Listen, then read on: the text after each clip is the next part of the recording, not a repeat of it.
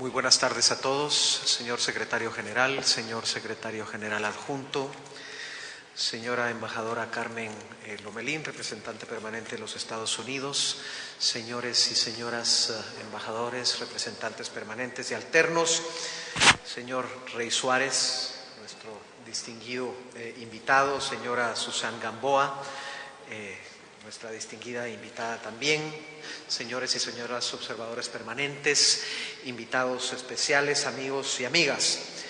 Queremos iniciar agradeciendo la presencia de todos y todas ustedes acá en este evento que nos convoca para celebrar el mes de la herencia hispana acá en los Estados Unidos. La misión permanente de los Estados Unidos ante la OEA y la Secretaría General de la OEA, estamos muy complacidos de tener como invitado especial el día de hoy a un destacado periodista estadounidense de origen latino, Rey Suarez. Él es el autor del libro que presentamos hoy, Latinoamericanos, el legado de 500 años que dio forma a una nación, que es una publicación complementaria de una serie documental de PBS. También contamos con la presencia de Susan Gamboa, que es una destacada periodista y actualmente es editora política de NBC Latino, para que usando sus habilidades, las habilidades que la caracterizan, nos vaya llevando de la mano de Rey Suarez a través de su trabajo de investigación, gracias al cual pudo reunir todos estos elementos en el libro que nos va a estar presentando el día de hoy, que presenta vida de latinos y latinas en este gran país y el impacto que ellos y ellas han tenido en la formación de esta nación. Agradecemos la presencia de todos ustedes. Ustedes tienen un programa y en ese programa también está la hoja de vida, el currículum de cada uno de nuestros presentadores, así que no me voy a detener en ello. Luego de las palabras de bienvenida del secretario general tendremos la presentación de Rey Suarez y de un video, para luego pasar a un coloquio que será moderado por Susan, y luego abriremos para preguntas, comentarios de la audiencia. Sin más, quisiera ofrecerle la palabra al señor secretario general, sin antes recordarles a todos que al final de la presentación vamos a tener un cóctel generosamente ofrecido por Estados Unidos. Adelante.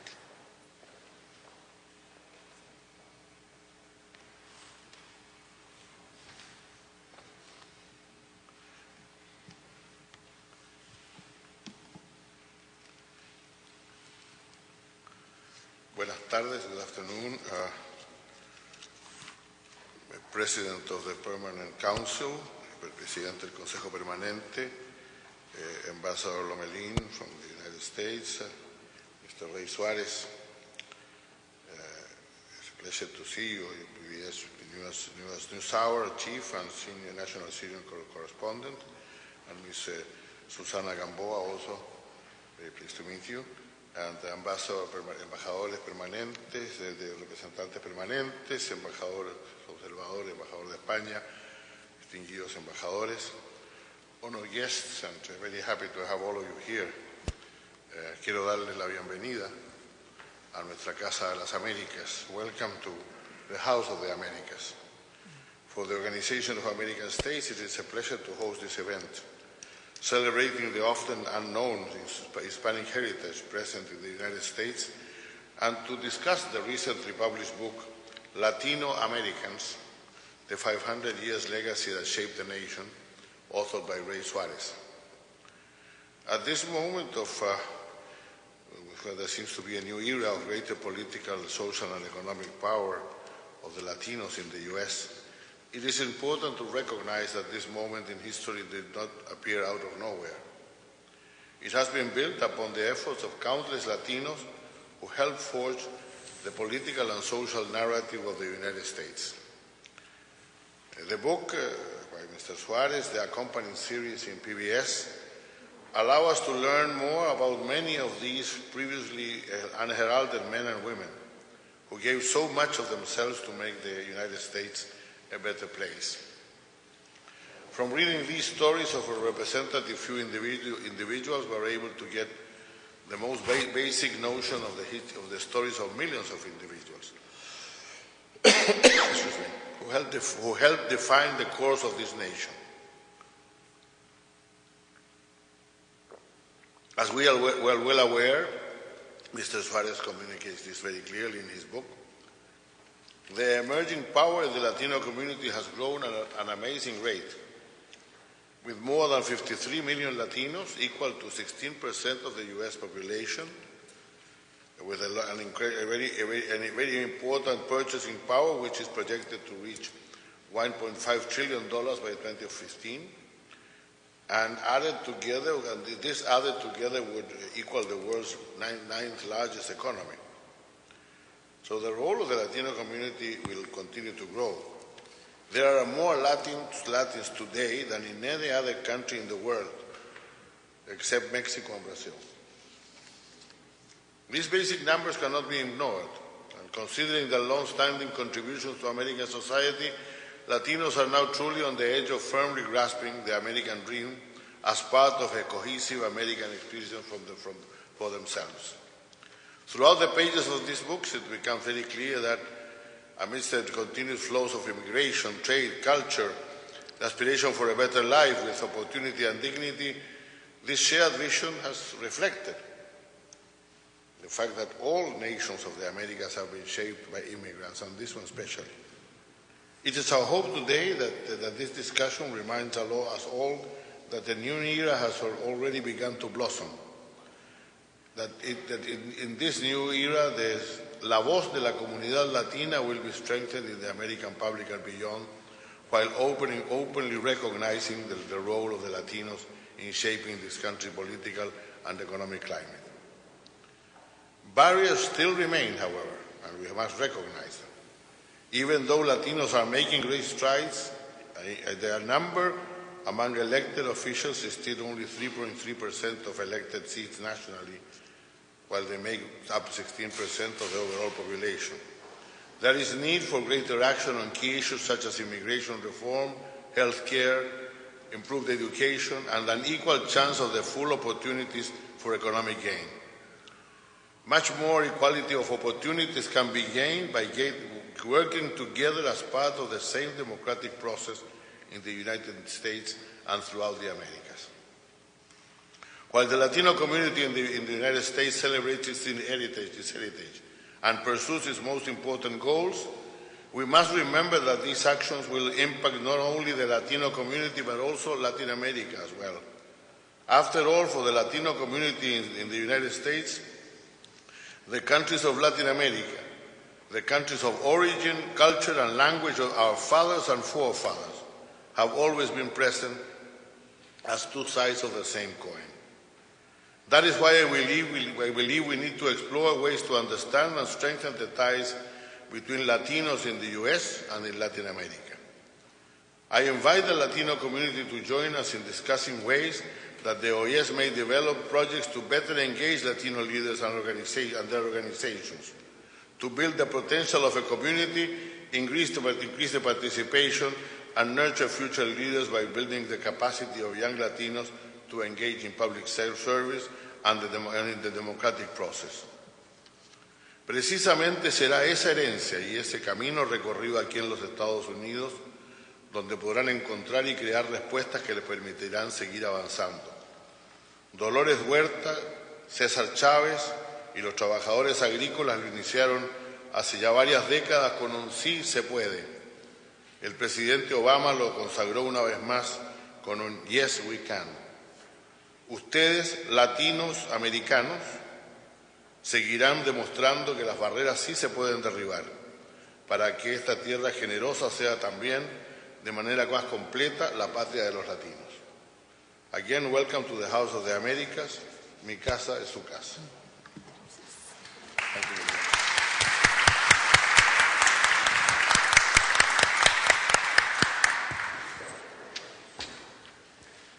Muchas gracias, secretario general, por estas palabras introductorias, y ahora nos da un gran honor ofrecerle la palabra a Rey Suárez. Y quiero comentarle a la audiencia que luego que terminemos esta presentación va a haber oportunidad de que Rey firme libros acá en el hall de los héroes. En inglés y en español. En inglés y en español. Muy bien, muchas gracias. Tienes el micrófono, adelante.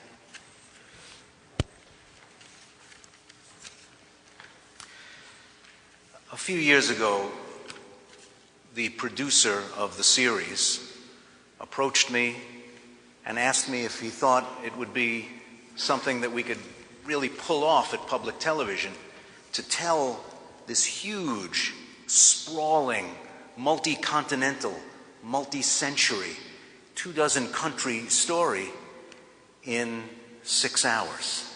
Or actually, because there's a little bit at the end that we take out for the local stations, whatever 6 times 55 minutes is, so like 5.5 hours.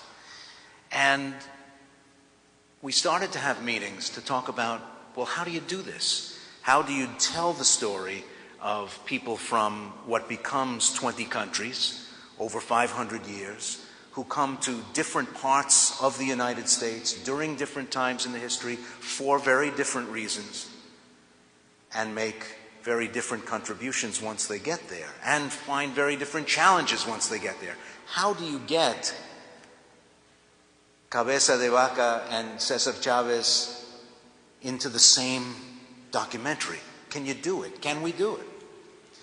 Well, he asked me to write the book, which made his problem my problem, but that's okay. And then we started to plan out the 6 hours. What do you include? Where do you start? I decided to start the book at the turn of the 16th into the 17th century in New Mexico. They decided to start the television show 200 years later with the arrival of a young orphan named Apolinaria Lorenzana in the California missions of the early 19th century. So we started 200 years apart, and we had to then rush toward the same goal. It's a very complicated history, but it has a couple of basic ideas at its foundation.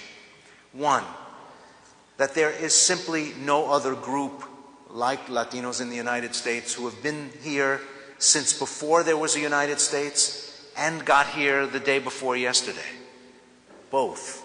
And both shape the community today, both shape our politics today, both the people who count their time in this country from Spanish land grants in the 17th century, and the people who were just brought over by coyotes in the dark in the Arizona desert.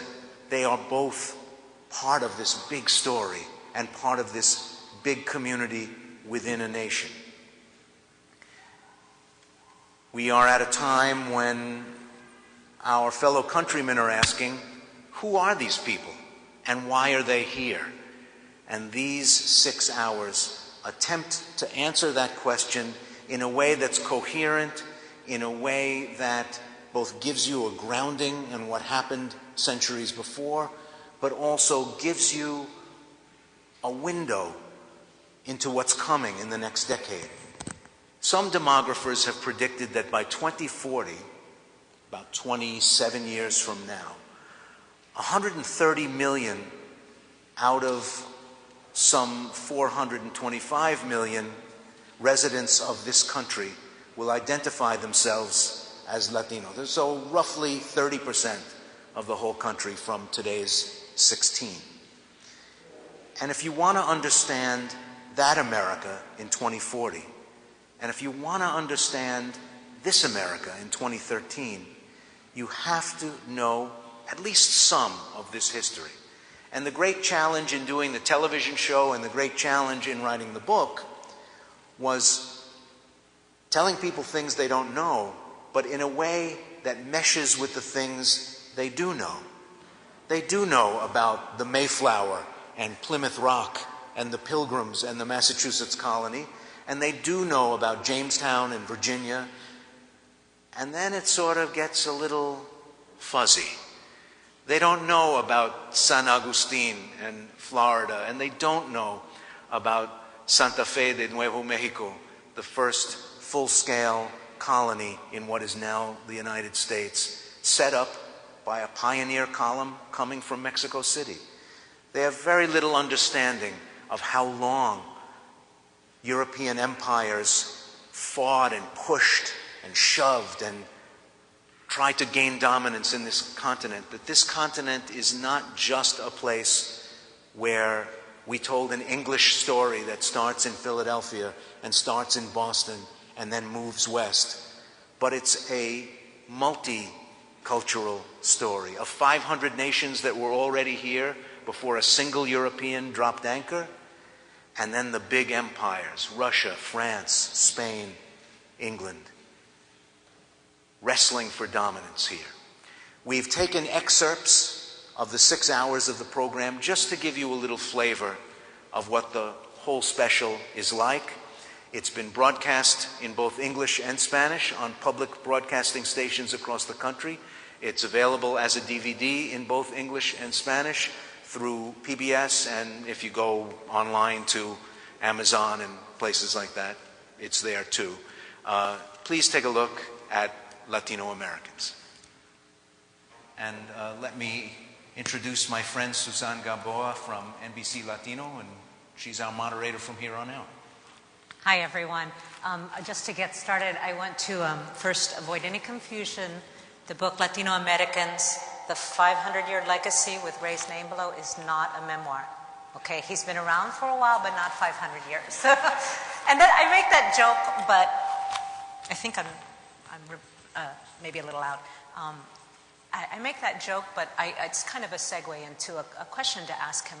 In the intro of his book, of your book, Ray, you say that you list the many different types of Latinos that we can find in this country. And one of the things you say is, amid those descriptions, is most important are those families who have been in this country for longer than there has been a place called the United States. And you touched on this. A couple of people have touched on this. Why do you say that is most important? Because all through these stories, especially the stories of the 19th and 20th century, the United States holds this community at arm's length and never finally says, yes, you're part of what makes us who we are. Never says, yes, you've put up with the hazing that we give to the new people, whether the new people are Eastern European Jews or Southern Italians or the Irish or the Germans in the middle of the 19th century. There's rough years at the beginning, and then finally they sort of say, okay, fine, you're in. Well, it's taking us a long time to get to that you're in moment. And that's why it's so important to remind the rest of the people of the United States who aren't aware of this, that the Latinos who are in this country today are the descendants of people who just got here a couple of minutes ago in historical terms, but also have been here for 500 years. And both stories must be understood. The contribution, as we saw briefly in the beginning of the documentary, historian asks, well, what is our claim to a part of the heritage of this country? And that's really what the book and the series are, to substantiate that claim, to teach a little history, to give people a broader Pan-American idea of the history of the United States. That kind of goes to a key point in your book, which is what you say to the reader directly, which is you cannot understand more than 50 million of your fellow Americans without knowing their history. And you can't know the America just over the horizon without knowing this history.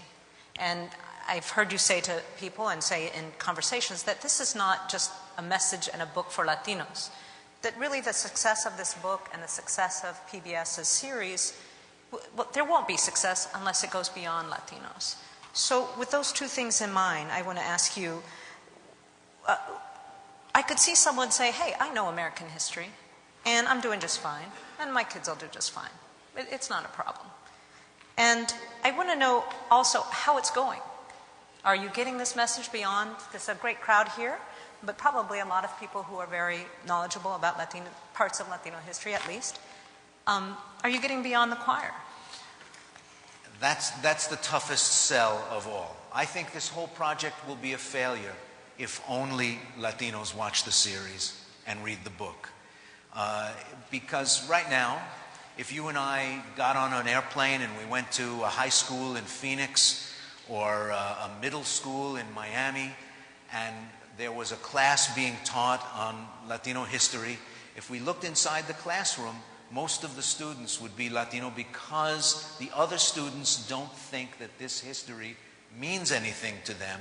They don't think of it as their history, and it's an unfortunate outgrowth of the accident that led us to even have classes with those names. For a long time, American history was taught as a bunch of white guys on white horses with medals and swords, and they win. They win and win and win, and they write the history, and that's American history. But if you want to tell ground-up American history instead of top-down American history, it can't just be white guys on white horses, and it can't just be a story of English-speaking people who start on the east coast of the United States and push their way to California, and that's the end of the story. So when people started to say that, when in the 60s people said, where's our history? Black Americans, women, other people from other places in the world, where's our history? It's not being taught in this central narrative of U.S. history class in high school. What they did was they started other classes, women's history, Latino history, or in the Southwest, Mexican American history, Chicano history. It even became departments in state universities and majors that you could major in Chicano history and get a degree in it. But if you went into the classroom, it was only Chicanos in the classroom, because the rest of the students at that university, you can grow up in Arizona, you could grow up in New Mexico, you could grow up in California, you could grow up in Texas, and learn a de-Latinized version of history that totally wrote out everybody that was there before 1848. The story begins with people coming from the East to buy hides and buy cotton and so on, when those places are pulled into the international trading system. But the centuries of history that come before that, and the conquering of the indigenous nations that were already there, that's just forgotten. So if we come out of this exercise with an idea that this is just for the people who look like the people in the movie, then we've made a massive mistake. Then we really haven't accomplished anything at all. I want all Americans to know this history and take it on board as part of their own patrimony, their own inheritance as Americans. There are people whose ancestors just got here seconds ago, from South Asia, from East Asia, from Africa, and they are in the process of becoming American. Well, the Alamo belongs to them too. We're the only country in the world that doesn't have an idea of nationality. Well, not the only country, but one of the few countries that has an idea of nationality that's totally divorced from an idea of clan, of blood, of people. You go to countries around the world and their national story starts with them practically emerging from the land. Yoruba people in West Africa, the Japanese, various Asian nations, their story of themselves starts with themselves emerging from the land. They're part of the land is them, and they belong to it, and they're of it. In the United States, we obviously don't have that idea of attachment to the land. If you're someplace 2 or 3 generations, that's a lot. You're an old-timer by then, 50, 60 years. If your family hasn't picked up and moved 2 or 3 times, you're already, a historian, able to look back into the deep past. We are not attached to clan and blood and shared history in the way that many other people around the world are. I'm not black, but Martin Luther King belongs to me. He's part of my sense of being an American. He's part of my identity as an American. He's part of my inheritance as a citizen of this country. Just as Juan Seguin and Hector Garcia and Dolores Huerta are part of the inheritance and the sense of belonging to this great enterprise that should be part of every American's identity. That's the goal of this project, both of the documentary and the book. So I have a number of questions, and I'm going to ask one more just to read a passage from this book that I really liked. But we want to give you the opportunity to ask questions. And so after I ask these questions, I'll open it up to you. And if you don't end up having questions, that's fine. I have many more. But just think about what you might want to ask. We will give you that opportunity. So the one thing thing about this book is I feel like you are writing it, your tone that you take on. I've read histories, Chicano histories and Latino histories, and sometimes they take on sort of a manifesto tone. They take on sort of a bitter tone for different reasons, for what they're trying to accomplish. What Ray does in here, I think, is tell a lot of stories like a journalist, with context, with facts, and he does try to deliver the truth, but not too much beat you over the head with it, I guess. And I really felt that came through when you wrote about the Zoot suit. And I don't know if you want to read it, but I pointed it out here. But he's talking about how the Zoot suit became a regular wear of a group of Mexican Americans. And he starts out comparing it to a baseball hat, and how baseball hats have changed over time, how they're worn, and how they're designed, and how they go from one culture, to one group to another group. And then he says, in much the same way, the man's suit, an emblem of adulthood, respectability, and conformity, was revolutionized, reworked, reimagined, and somewhere along the way became the Zoot suit. And I was just really impressed with that, because for the first time I was not being told that the Zoot suit was this dress or costume of the radicals or these Chicanos that were trying to upend this country. But they were a suit, and they were something, a fashion that progressed. And I guess I had the question. I guess a lot of people don't know what a Zoot suit is. Oh, sorry. These people are, they're young. They're not 80 years old. True. Some of you have seen the play. In the 1930s and 40s, fashion developed in Harlem in New York, but then eventually spread to big cities all over the country, of a suit with very heavily padded shoulders, a very narrow waist, and a long, long jacket that went down to the knees.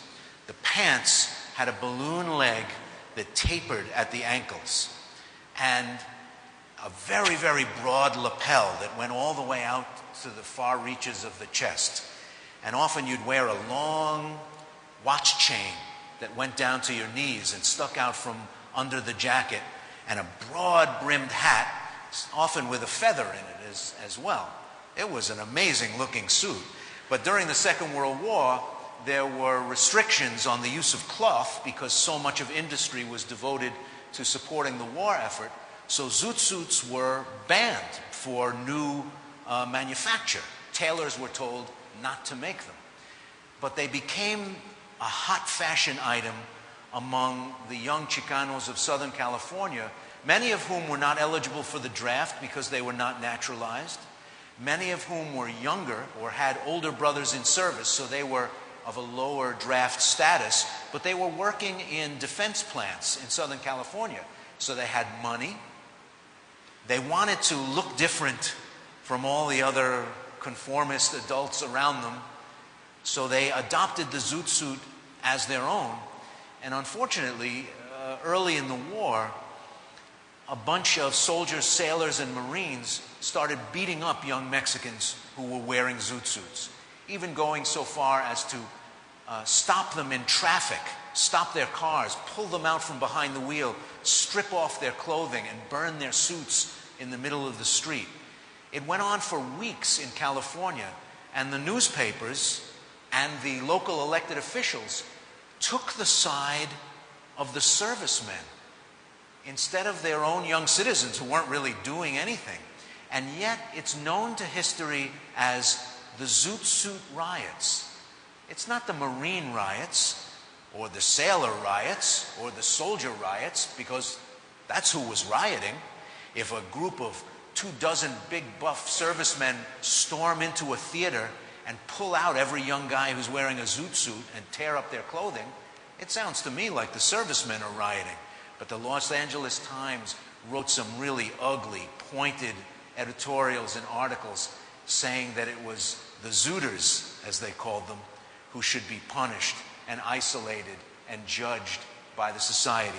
It was a fascinating cultural moment, because here were these guys, all of whom had family members who were in the service. Many of them had parents who were working in defense plants. Many of they themselves were working in defense plants, and yet they were being treated as unpatriotic and other than decent Americans, other than patriotic Americans, belonging to a people that was other than being of the United States. They were born in California, many of them, just like the guys who were beating them up. The Zoot Suit riots was one of those moments, and it became a cultural touchstone 2 decades later, when out of Teatro Campesino and the theater and creative flowering of Southern California in the late 60s and early 70s came the show Zoot Suit, that helped reclaim those riots as a moment in the creation of a Chicano consciousness in California. An amazing time and an amazing set of events. But it also shows you how dominant voices in the culture can define an event. You know, everybody's looking at the event, like the story of Rashomon. Everybody's looking, and everybody has a different understanding of it. But the big voices in the culture, the radio, the newspapers, the elected officials, the county board, they can define for a people what that event means. And that happened with the Zoot Suit riots. And there's a movie, too, with Edward James Olmos, if you decide to look it up. But so I wanted to see first if anyone has any questions that you would like to ask Ray. Go right ahead. And speak up. I think we have a microphone, so. Well, first, thank you for that story. It took me back to my history classes there. Secondly, I feel that your story brings up a bit of a point that I've been curious to ask about. The Zoot Suits sort of showed how there is a physical stereotype with which everyone went by. How do you feel, if we should, do we break that? Because there is today, you know, when I was still in college, this idea of someone who is Hispanic or looks Hispanic, and me growing up in a Colombian American family was somehow never assumed to be Hispanic because I appear to what society views as quote-unquote white. So what do you think we should do to sort of break that idea of what someone is supposed to look like in our culture? Great question. In chapter 6 of the book, I point out that among all the people who've come here over the centuries, this is the only large immigrant group that's multiracial. And Latinos will either conform to historic American ideas of what race is and what race means, or they will subvert those ideas, break them up, smash them, make them irrelevant for the 21st century. A multiracial people that comes into a social context, and it can either decide to play by the rules that are already there and in place, that darker is worse, that darker confers lower status and lighter confirms higher status and social standing, or just by sheer force of numbers refuse to play the game. And I think that's becoming a relevant choice, just refusing to play the game. That if you are, quote unquote, as you say, white, Celia Cruz still belongs to you, her husband Pedro Knight still belongs to you, and just as America Ferrera belongs to you, and J-Lo and Moctezuma Esparza and all these different people, these different models of what one of us looks like, sounds like, how tall we are, curly or straight, dark or light, that you can just decide that you're not going to play the game. And certainly if somebody had told Jose Ferrer that he wasn't Puerto Rican, he would have punched them in the nose. It's a ridiculous idea that he wasn't Puerto Rican. He was lace curtain Puerto Rican. He was, and so this notion that you have to look a certain way and have a certain skin tone and a certain hair texture and all that. I mean, look around this room. It's ridiculous. We know it's ridiculous. America will eventually get that it's ridiculous too, I think. The narrator of the special is Benjamin Bratt, whose mother is a Peruvian Indian, whose father is an Irish-American guy from the Bay Area in California. And Benjamin is a lovely caramel color, and no one says, hey, Benjamin Bratt, you're not my idea of what somebody looks like. I mean, you just sort of take him. I think I did one publicity appearance with Benjamin Bratt early on, and then watched as all the women rushed to the stage to take his picture. And he very generously said, oh, well, Ray is here too. You can take his picture. He's, you know, this idea that we're one thing, I think, is going to die a slow but natural death. You know, Ray, it's interesting that you say, and I will get to questions, it's interesting that you sort of threw in there that we will eventually get it, I think. And I've attended like a race conference with Gail Christopher of the W.K. Kellogg Foundation, and she runs this project called America Healing. And she talks about how this country has never really come to grips with this racial hierarchy that was the foundation of the country, the slavery, and has never, it's always been in denial about it.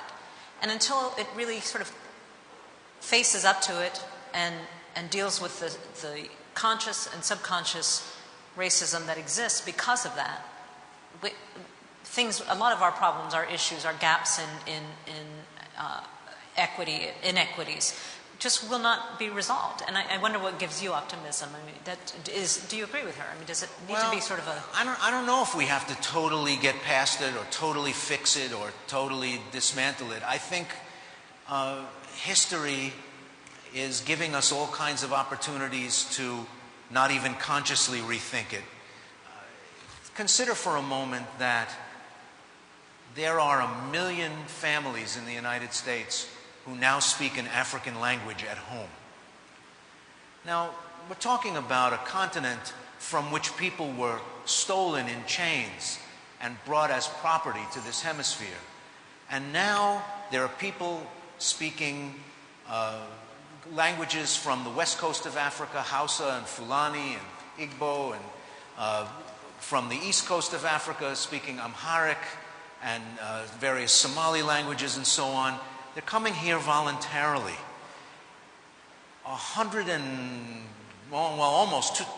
200 years after Britain legally ended the transatlantic slave trade. It took some decades after that to actually stop it. People are getting on boats and on planes voluntarily and coming here because they want to be here, not because somebody bought them or sold them. That's an amazing thing. That's a healing thing. If a Nigerian family decides it's got a better future in Brooklyn than it does in Lagos, that's an amazing thing for them to, with the terrible, terrible history that our two continents share, to make that decision on their own. And yet, here they are. I think a lot of this takes care of itself. I see it in the lives of my children who are in high school and young adults. That whole hierarchy of race and that whole racial economy that is part of their inheritance as citizens of the United States is something they can take or leave. They don't feel like they have to confront it and do battle with it every day because they live in a society that allows them to pick and choose in a way that was impossible for people my age, and certainly impossible for people my parents' age. So I don't know whether we are ever going to have a meeting where we all hold hands and say, okay, good, we're done with that now. But it may happen without us even realizing that it's happening. So, more questions? That's okay. No, you first, and then I'll do the other two. Sorry. Just a quick question and observation, Ray and Suzanne. When I was growing up a long time ago, like stayed with like married like. I was raised Mexican. Everybody in my community married one another, etc. I think over the years you are increasingly seeing interracial and interethnic marriages. Do you think that will have a positive impact on the way we view our collective history?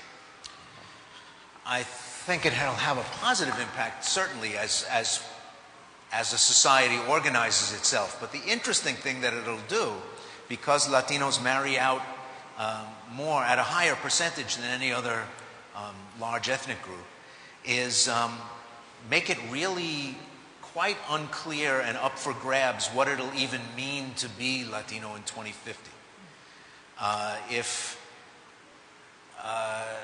If in 2050 there are supposedly more than 130 million Latinos in the country, and some of them are very self-consciously and part of their operating history of their own family and their own lives attached to some other place, Mexico, the Dominican Republic, South America, that's one thing. I'll tell you, I did a story when I was a reporter in Chicago on the last farm in Cook County, Illinois, which used to be obviously a part of place of very fertile, wonderful farmland, and now is just full of Chicago and suburbs and factories, and there's no more farms. So I drive out to the far part of the county, and on my way, I pass an avenue with the same name as the farmer who I'm going to meet. So I make a mental note, get to the place I'm going, and I get out of the car, I introduce myself, and I say, hey, on the way out here, we passed this avenue with your family name. Is that your family? And he says, oh yeah, we used to own a lot of land around here. And unfortunately, I'm selling this last part of the land my family owned, and they're going to build houses on it. So this was the last working farm. So I said, oh, where did they come from? And he looks at me sort of blankly and says, oh, I don't know, Germany, I guess. Now think of that answer. Germany, I guess. 150, 160 years after his ancestors, who might have come from Austria, from Bavaria when it was an independent kingdom, from Western Czechoslovakia when the German-speaking lands were still part of the Czech lands. They could have come from any number of places where German was spoken, where the people have German names, but it really meant nothing to him a century and a half later, and he could say to a reporter, I don't know, Germany, I guess. Well, in 2050, how many of these 150 million Latinos that we keep hearing about will say, I don't know, El Salvador, I guess, or Mexico, I guess. America is a place that transforms the people who come here and is transformed by them in return, always. But we just don't know what that future is going to look like, with people marrying out at like 1 out of 3. And I'm one of the guilty parties, as you know my wife, Ambassador. What it will mean to these kids, to my kids' kids, to carry a family name, who can even guess? I can't even imagine. I suppose some of them will say, yes, my great-grandfather came in the 1950s from Puerto Rico, and they'll be very conscious of that, and they'll know the story and all that. But a lot of them, these descendants of mine, may tell somebody in the future, I don't know, Puerto Rico, I guess. So we'll see. We got to live our way into it. It's the only way to figure it out. We have more questions. I think I saw one back there and this lady and gentleman over here. No, I think the other gentleman over there was, sorry, had his hand up for a while. Thank you very much for your presentation. I'm Eugene McCarthy from the Holy See Mission. I have a question, and just listening to the last discussion, also a comment. The question was very simply, do the 5 or 6 episodes, and indeed your book, really touch on what I personally consider a very rich dimension of the immigration to the United States over the last 200 years, and that, of course, is the religious and family tradition. And I just want to get a sense of what importance you give to that, because I see that as a rich addition to any culture, but particularly to the United States. Just one comment, and here I'm speaking in a personal capacity, also as an immigrant. We're from a very different part of the world, as you can probably tell from both my complexion and indeed my accent. But I have felt, with all the troubles and question marks associated with immigration anywhere in any part of the world, over a period of 200 years, and this is not a result of a study, there is no country that has a record like the United States in immigrating people from every background, culture, creed.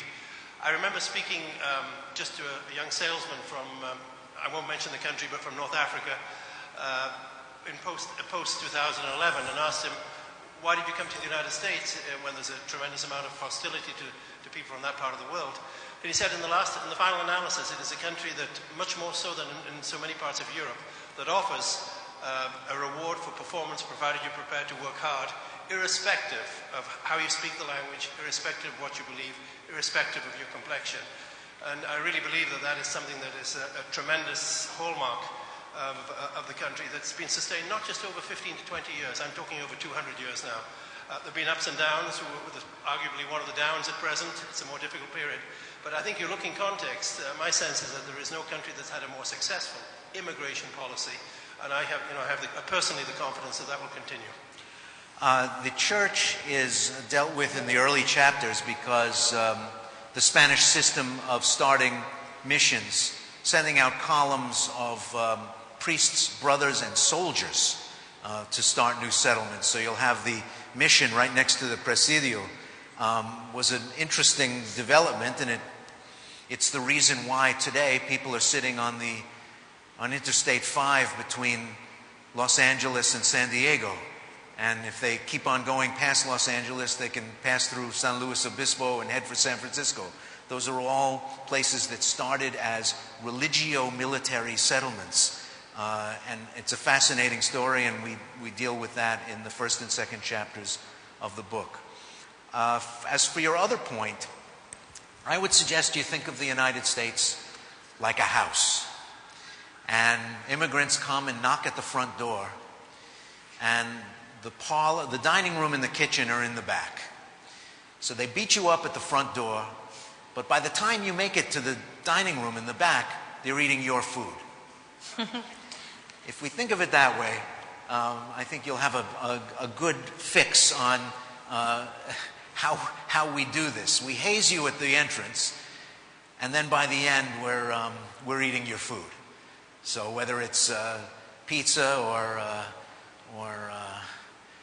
Kung Pao chicken or any number of other American delights that you can find in restaurants in every city in the country, we first make it really rough for people who just get here, and then eventually they become part of the greater whole. And you only need to look at the way we've done it over and over and over again over the last 200 years to see how this is true. But because Latinos have been coming for so long,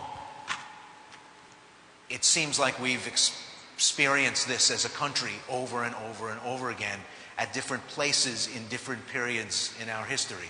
So in the 1970s, you have a referendum in Florida about whether people should be allowed to speak Spanish in governmental offices, with very little sense that people were speaking Spanish in Florida in the 16th century, with very little sense that Ybor City was founded by Canarian and Cuban immigrants, and they built an industry, the American cigar-making industry, that was one of the centers of it. It was a totally Spanish-speaking world, and yet we're so ahistorical as a people that we could have a referendum in 1975 to decide whether in Dade County you should be allowed to speak Spanish in a public office or not. So, yes, we have the knack of taking people from everywhere and making them Americans, but boy, in some cases it gets pretty complicated. And this probably, the one that we're going through right now, is probably no exception.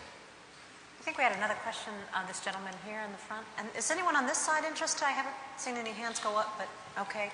Then after this, I think we're going to end it, but please go ahead.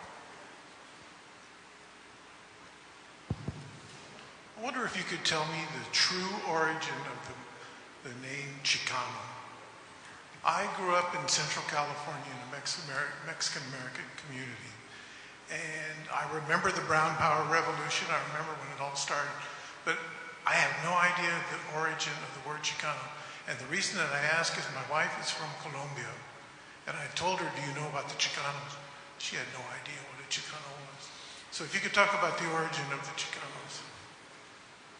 In the documentary, we have Moctezuma Esparza, the playwright and director, tell the story of the student movement that gave rise to the Chicano power struggle in Southern California.